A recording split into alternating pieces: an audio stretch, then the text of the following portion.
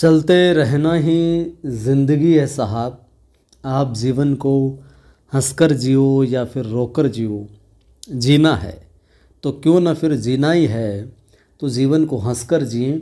जो भी दर्द व गम इस सफ़र में आते हैं उनको मुस्कुराकर स्वागत करें और मेहनत करते रहें। दर्द व गम छटते जाएंगे, खुशियों के नज़ारे आपको मिलते जाएंगे।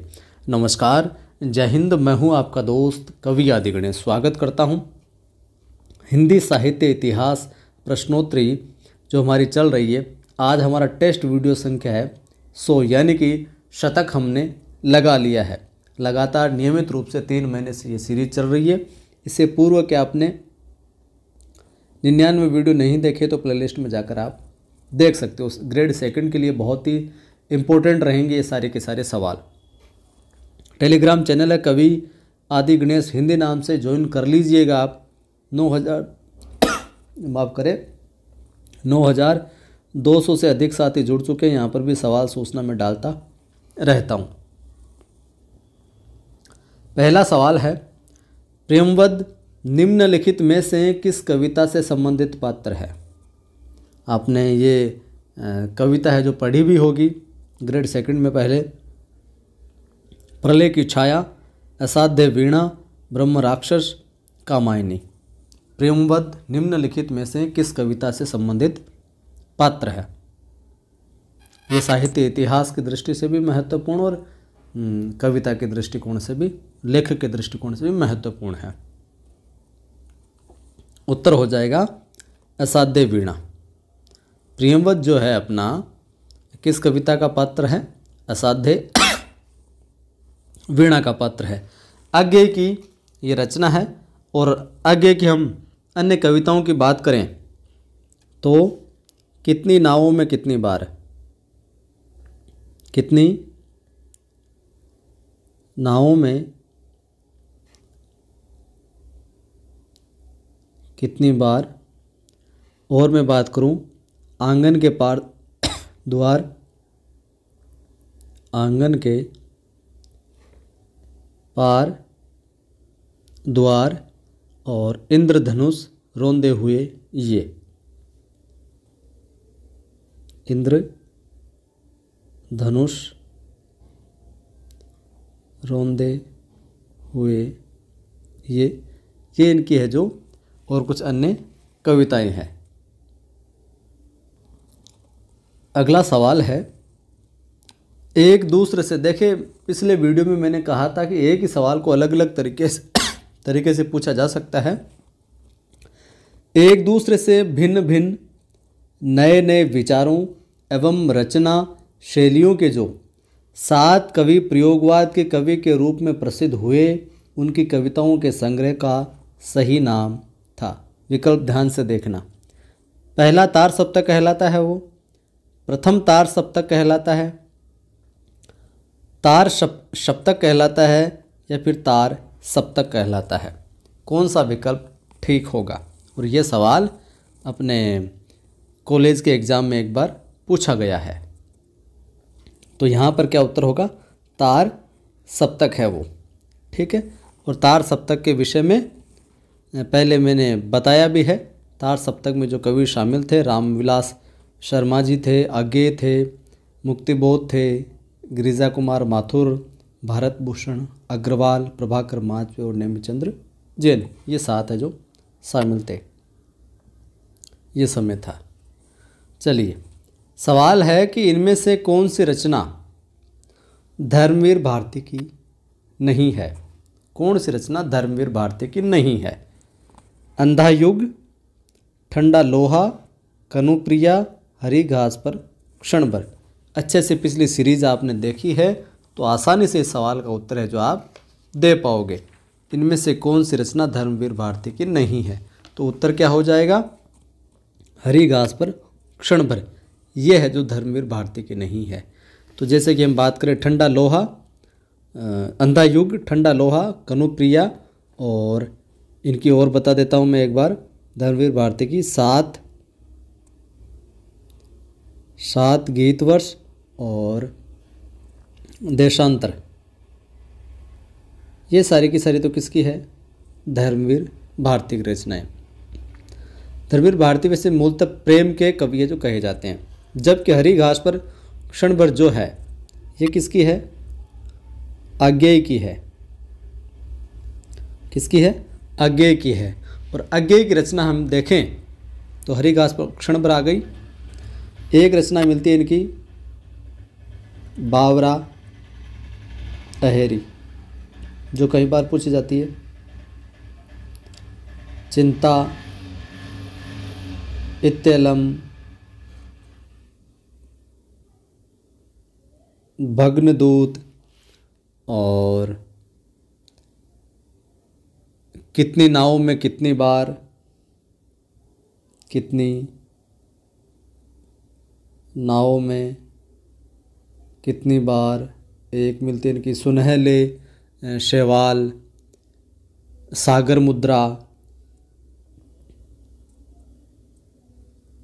सागर मुद्रा, महावृक्ष के नीचे और नदी की बांक छाया, ऐसा कोई घर आपने देखा है। ये सारी की सारी किसकी है? अज्ञेय की रचनाएं है। सवाल है निम्नलिखित में से कौन सा निम्नलिखित में से कुंवर नारायण का काव्य संग्रह है? माफ कीजिए, यहाँ पर टाइप नहीं हुआ। निम्नलिखित में से कुंवर नारायण का काव्य संग्रह है। उत्सवा, मछलीघर, धूप के धान, हाशिए पर गवाह है। निम्नलिखित में से कुंवर नारायण का काव्य संग्रह है, तो कौन सा हो जाएगा? उत्तर हो जाएगा साथियों क्या? डी, हाशिए पर गवाह जो है ये कुंवर नारायण का क्या है? काव्य संग्रह है। और इनके अतिरिक्त हम बात करें कुंवर नारायण के काव्य संग्रहों में तो चक्रव्यूह, चक्रव्यूह, और मैं बात करूं तो आत्मजयी, ये भी कई बार पूछा जाता है। परिवेश हम तुम, परिवेश हम तुम, और मैं बात करूं कोई दूसरा नहीं, कोई दूसरा नहीं। और इनके बात करें तो इन दिनों, इन दिनों,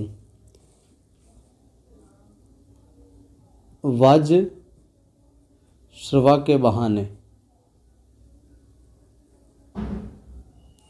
ये सारे के सारे मिलते हैं। ठीक, चक्रव्यूह का समय वैसे 1956 बताया जाता है। आत्मजयी अपने 1965, परिवेश हम तुम 1961 ये देखने को मिलता है।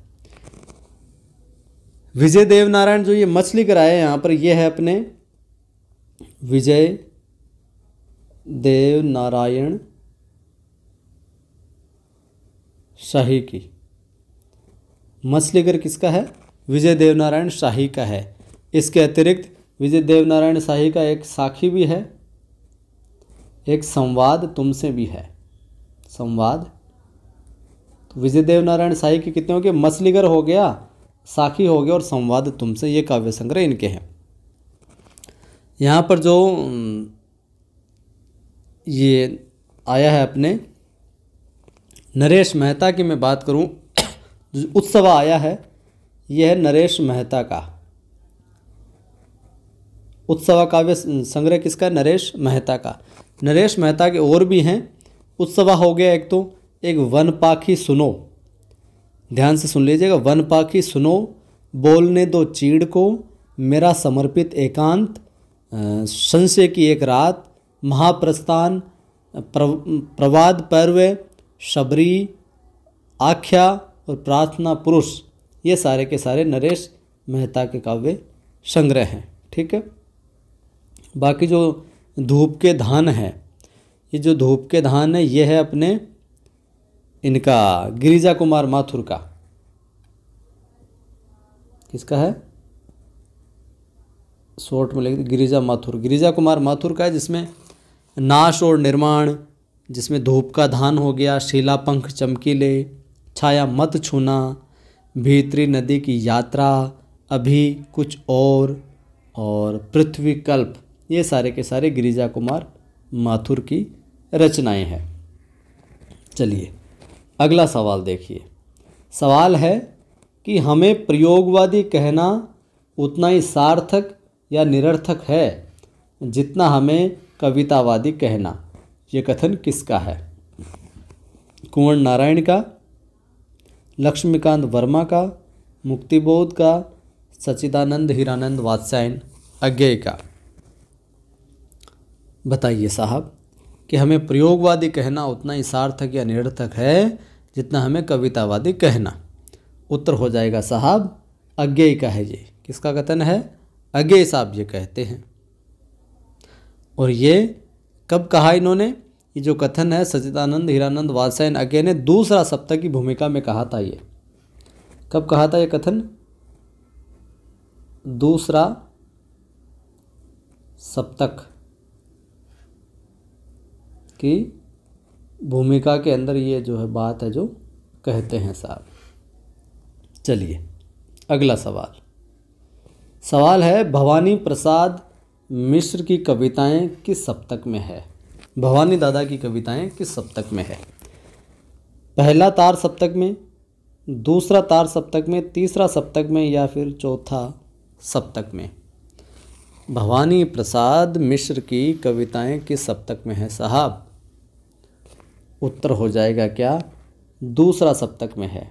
किस में है? दूसरा सप्तक में। दूसरा सप्तक का प्रकाशन कब हुआ था साहब? 1951 में होता है। कब होता है? 1951 में। भवानी प्रसाद मिश्र को सहजता का कवि भी कहा जाता है। कौन सा कवि? सहजता का कवि भी कहा जाता है।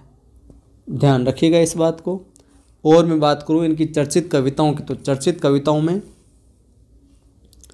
इनका आ जाता है। चर्चित कविताओं में मैं बात करूं तो कमल के फूल,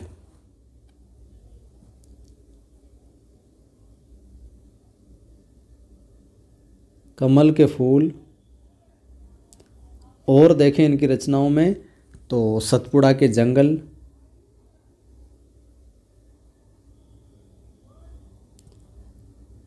सतपुड़ा के